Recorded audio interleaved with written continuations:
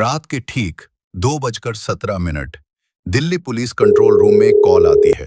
Phone के दूसरी तरफ सिर्फ भारी सांसों की आवाज सुनाई देती है और फिर एक आदमी बेहद धीमी आवाज में कहता है, अगर मैं सुबह तक जिंदा नहीं बचा तो सच दुनिया के सामने ले आना। अगले ही पल कॉल कट जाती है, लेकिन ये तो सिर्फ शुरुआत थी, क्योंकि कुछ घंटों बाद एक बंद कमरे में एक लाश मिलती है और दीवार पर खून से लिखा होता है, वो लौट आया है।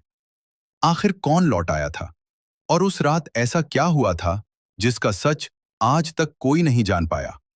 ये कहानी शुरू होती है उत्तराखंड के एक छोटे से पहाड़ी गांव से, जहां अचानक लोग गायब होने लगे थे। पहले एक चरवाहा, फिर एक स्कूल टीचर और फिर एक 12 साल का बच्चा। हर बार लोगों ने गायब होने से पहले जंगल में एक अजीब आदमी को देखने की बात कही। काले कपड़े, झुका हुआ सिर और चेहरा जो कभी साफ दिखाई नहीं देता था। धीरे धीरे पूरा गांव डर में जीने लगा। सूरज ढलने के बाद कोई घर से बाहर नहीं निकलता था, लेकिन असली डर तब शुरू हुआ जब गांव के मंदिर के पुजारी ने दावा किया कि उसने उस आदमी को करीब से देखा है, और उसने सिर्फ इतना कहा, वो इंसान नहीं था। अगली सुबह पुजारी गायब था।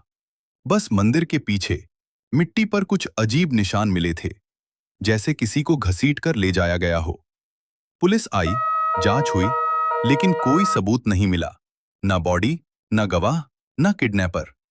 समय बीत गया और मामला दब गया। लेकिन 11 साल बाद एक पत्रकार, आर्यन मेहरा, इस पुराने केस की सच्चाई खोजने गांव पहुंचा। उसे लगता था कि इन गायबियों के पीछे कोई इंसानी साजिश छुपी है। लेकिन गांव पहुंचते ही उसे महसूस होने लगा कि यहां कुछ बहुत गलत है। लोग उससे बात करने से डर रहे थे, जैसे उन्हें किसी चीज का खौफ हो। फिर एक बुजुर्ग आदमी ने उसे एक पुरानी डायरी दी, जो उस गायब पुजारी की थी। डायरी में लिखा था, वो जंगल में नहीं रहता, वो लोगों के डर में रहता है, और जितना लोग उससे डरते हैं वो उतना मजबूत होता जाता है। लेकिन आखिरी लाइन ने आर्यन के होश उड़ा दिए। अगर कोई उसका असली चेहरा देख ले तो वो बचता नहीं। उस रात आर्यन के कैमरे में कुछ रिकॉर्ड हुआ। होटल के बाहर एक लंबा काला आदमी चुपचाप खड़ा था। वो हिल भी नहीं रहा था, बस लगातार कैमरे की तरफ देख रहा था। आर्यन तुरंत बाहर भागा, लेकिन वहां कोई नहीं था, सिर्फ गीली मिट्टी पर बने पैरों के निशान जो सीधे जंगल की तरफ जा रहे थे। अब तक आर्यन भी समझ चुका था कि ये सिर्फ एक कहानी नहीं है। अगले दिन वो अकेला जंगल के अंदर चला गया। कैमरा ऑन था, चारों तरफ अजीब सन्नाटा था। फिर अचानक उसे कदमों की आवाज सुनाई दी, धीरे धीरे, जैसे कोई उसके पीछे चल रहा हो। आर्यन बार बार पीछे देखता, लेकिन वहां कोई नहीं था। और तभी कैमरे में कुछ कैद हुआ। पेड़ों के बीच वही काला आदमी, लंबा शरीर, झुका हुआ सिर और अंधेरे जैसा चेहरा। आर्यन डर गया और भागने लगा।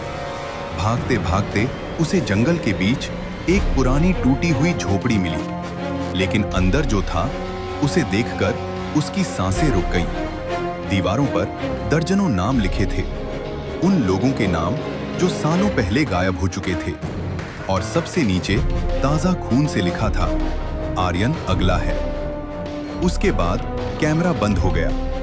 3 दिन बाद पुलिस को जंगल के बाहर आर्यन का कैमरा मिला, लेकिन आर्यन कभी वापस नहीं मिला। जब पुलिस ने कैमरे की आखिरी फुटेज देखी तो उसमें सिर्फ अंधेरा था और एक धीमी आवाज सुनाई दे रही थी, सच जानने वाले कभी वापस नहीं जाते। आज तक ये मामला अनसुलझा है। कुछ लोग मानते हैं कि ये किसी सीरियल किलर का काम था, लेकिन कुछ लोग आज भी कहते हैं कि उस जंगल में अब भी कोई परछाई मौजूद है। और शायद अगर किसी रात आपको भी पीछे कदमों की आवाज सुनाई दे, तो गलती से भी पीछे मत देखना, क्योंकि हो सकता है वो लौट आया हो।